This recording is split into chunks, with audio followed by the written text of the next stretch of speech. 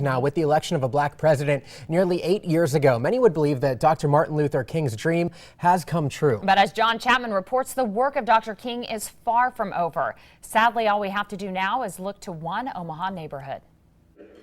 Omaha gathers to celebrate the life and accomplishments of the Reverend Martin Luther King Jr. This celebration comes on the heels of a visit from the first African-American president of the United States. Blacks and whites all celebrating together. It would seem that we have overcome. But in this neighborhood near 30th and Spaulding, there is a reminder that there is still work to do. An open display of disrespect to the president and the use of the N-word to describe him. Steve Bowman lives here, and he makes no excuses about the use of the N-word. Do you think the use of the N-word is a little strong? Well, I grew up in the 60s. I remember racial riots. I know Martin Luther King.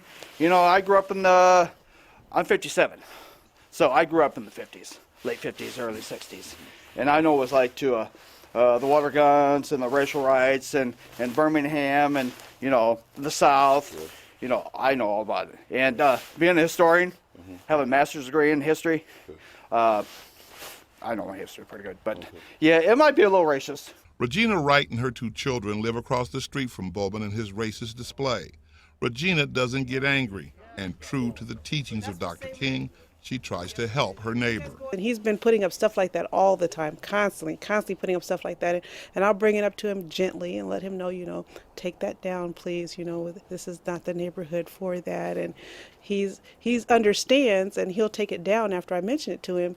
But then he'll put something else up. Bowman says his signs and his words are political. And after we talked for a while, he agreed to take the sign with the N-word describing the president out of his window. Regina says she will continue to be king-like and help her neighbor get along with all people. He's a good neighbor, but he just has some racial issues that he needs to overcome. Dr. King's work is far from done. With photographer Mike Plews, John Chapman, WOWT 6 News. John says others in the neighborhood agree with Regina that Mr. Bowman can be a good neighbor, but they also agree with her that he needs help improving the way he expresses himself about how people are different from him.